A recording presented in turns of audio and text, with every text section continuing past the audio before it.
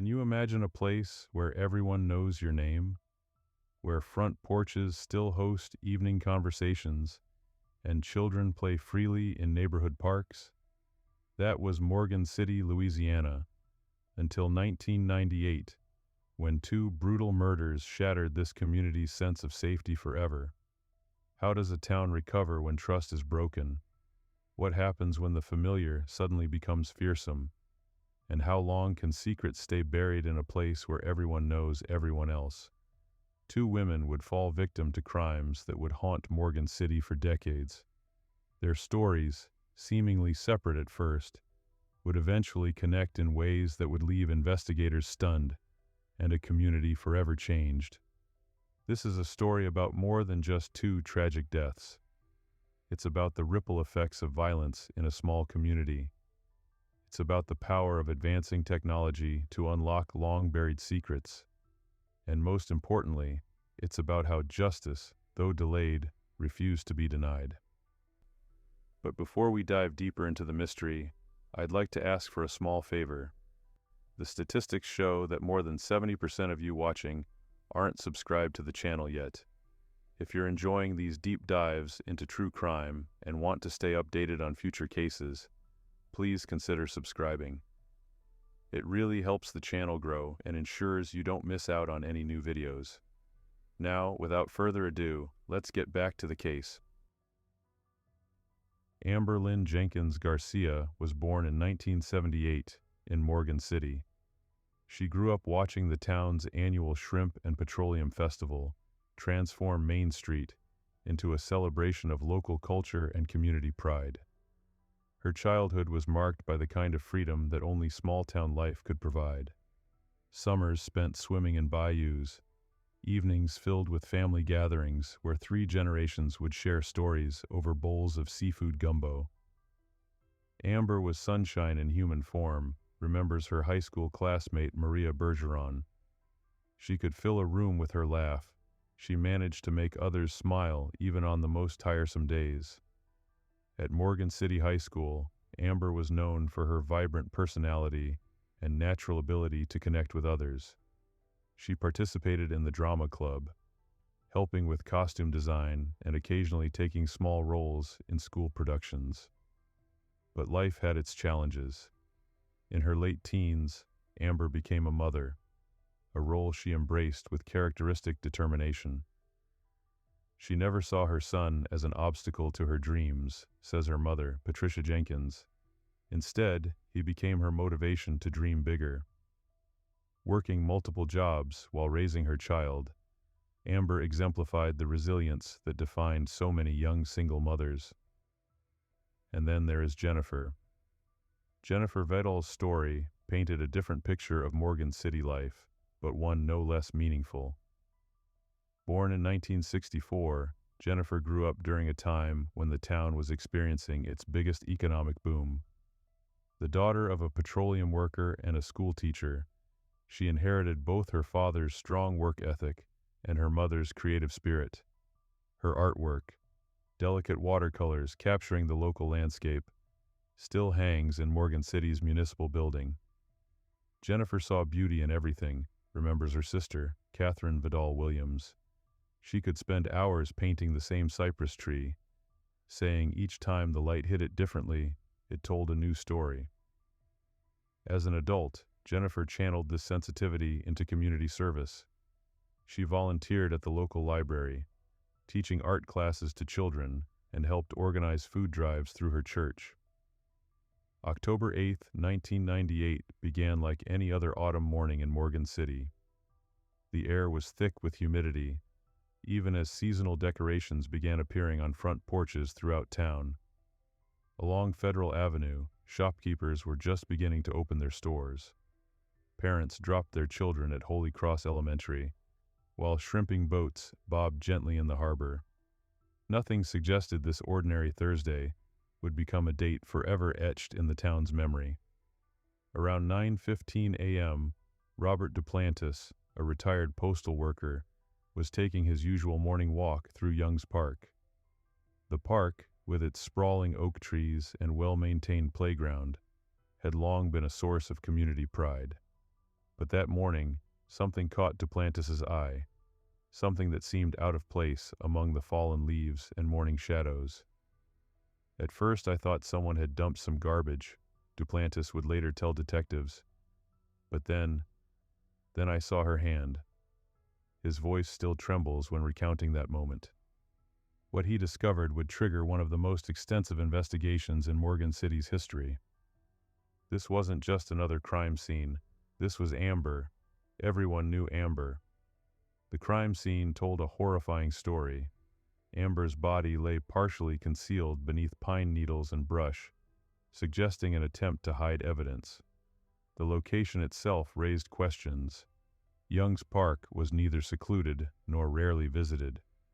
Choosing such a public location indicated either desperation or a chilling confidence that the crime wouldn't be discovered immediately.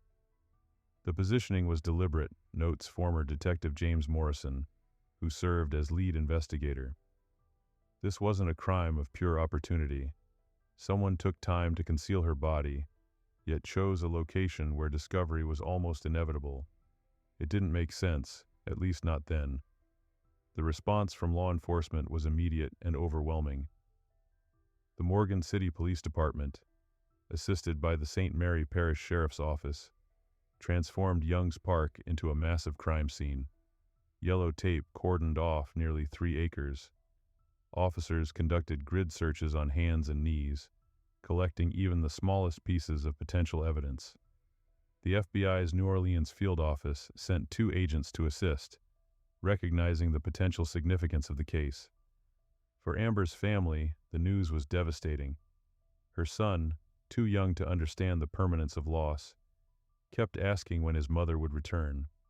Her parents, fixtures in the community through their family-owned hardware store, closed their business for a week.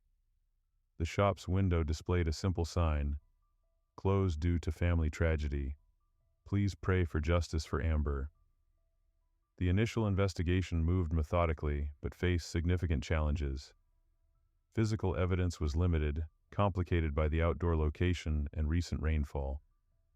Interviews with family, friends, and acquaintances painted a picture of a young woman with no obvious enemies. Amber had recently started dating someone new, but background checks revealed no red flags. Her work relationships were positive, her family life stable. "We interviewed over 200 people in those first 2 weeks," recalls Detective Morrison. "Everyone had nothing but good things to say about Amber. No significant debts, no dangerous associations, no bitter ex-relationships. It was like looking for a shadow at midnight." The community rallied together. Local churches organized prayer vigils. The Morgan City Rotary Club established a reward fund for information leading to an arrest. Amber's former high school held a memorial service where hundreds gathered to share stories and seek comfort in collective grief. But as October drew to a close, the case seemed to be growing colder. Despite the intensive investigation, no clear suspects had emerged. The evidence collected at the scene had yielded few useful leads. The community's initial fear began to transform into a quiet, persistent anxiety. Then, just as the town was struggling to regain its footing, another shockwave hit. On a cold December morning, less than 2 months after Amber's death, Jennifer Vedal's body was discovered. December in Morgan City usually meant twinkling lights along Front Street and the annual Christmas boat parade in the harbor. But in 1998, the festive atmosphere was subdued, still shadowed by Amber's unsolved murder. Then, on December 15th, as the town prepared for the holidays, another devastating discovery shattered what little peace remained. Jennifer Vedal's absence was first noticed at St. Mary's Outreach Center, where she volunteered every Tuesday morning teaching art to underprivileged children.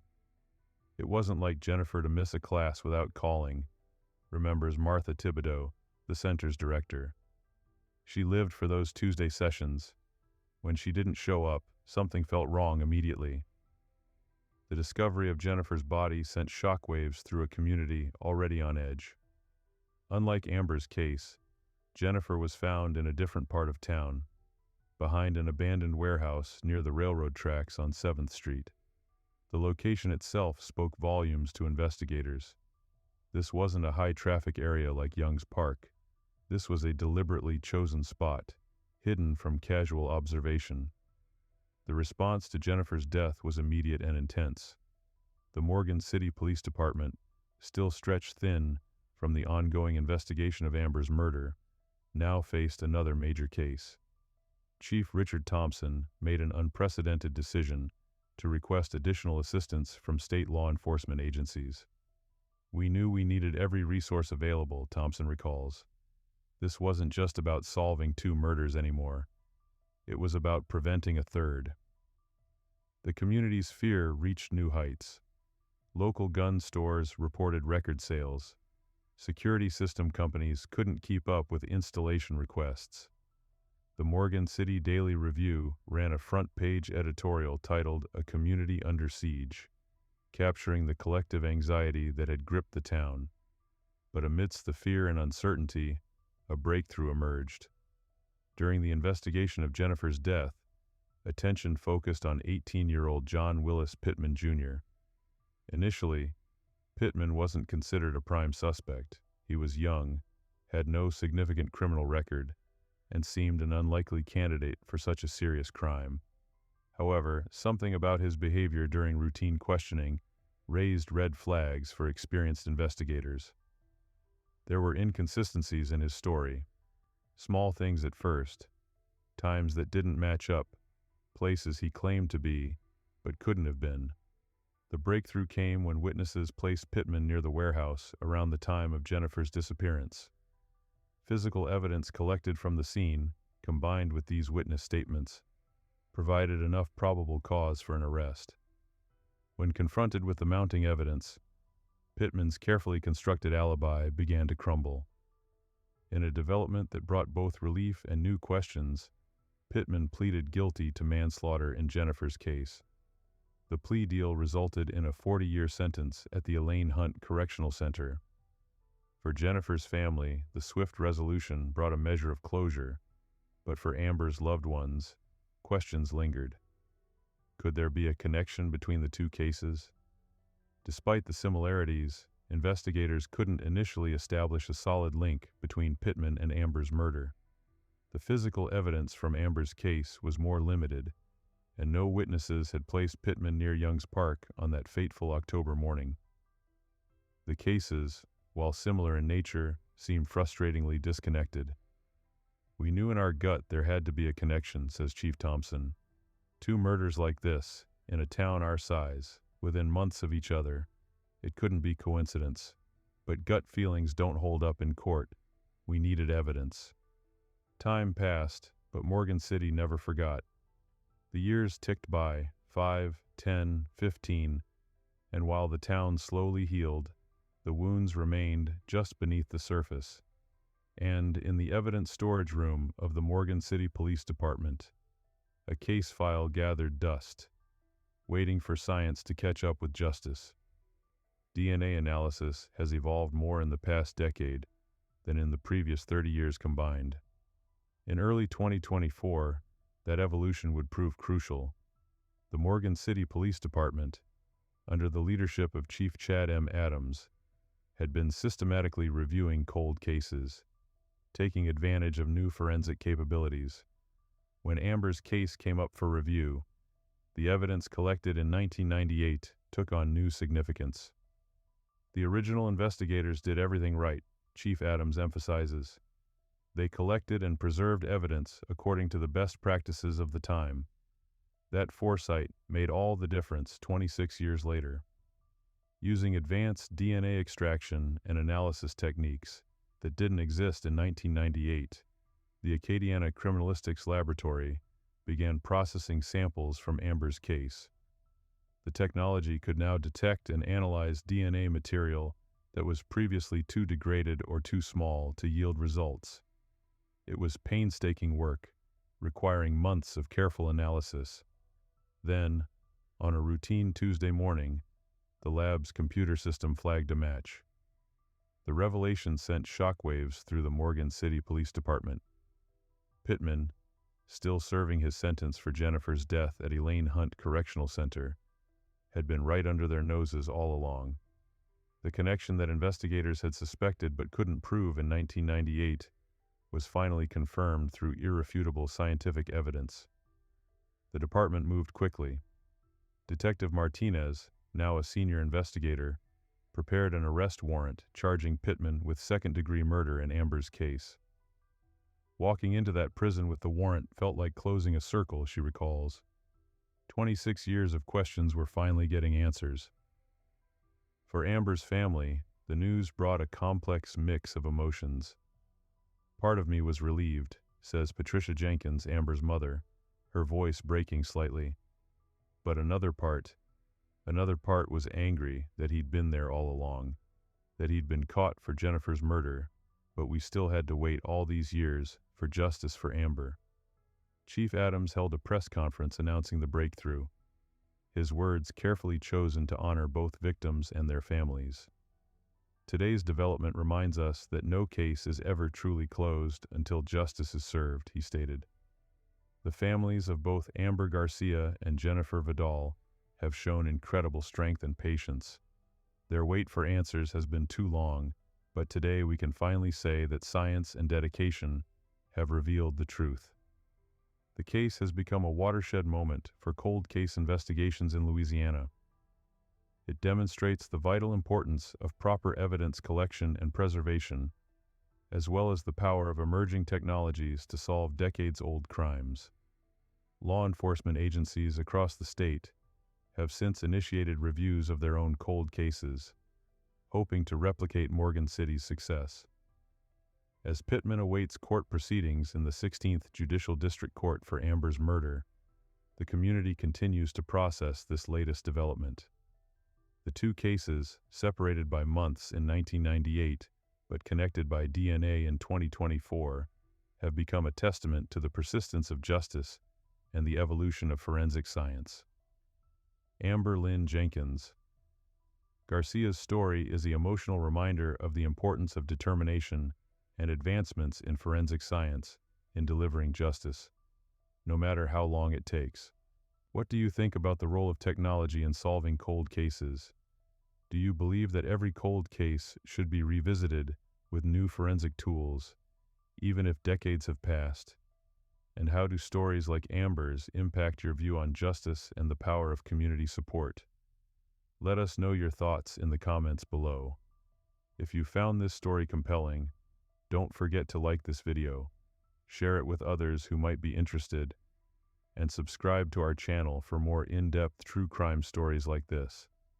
Hit the bell icon so you don't miss any updates, because justice is a story worth telling. And if you're ready for more riveting cases, check out the other videos popping up on your screen now. Thank you for watching, and we'll see you in the next one.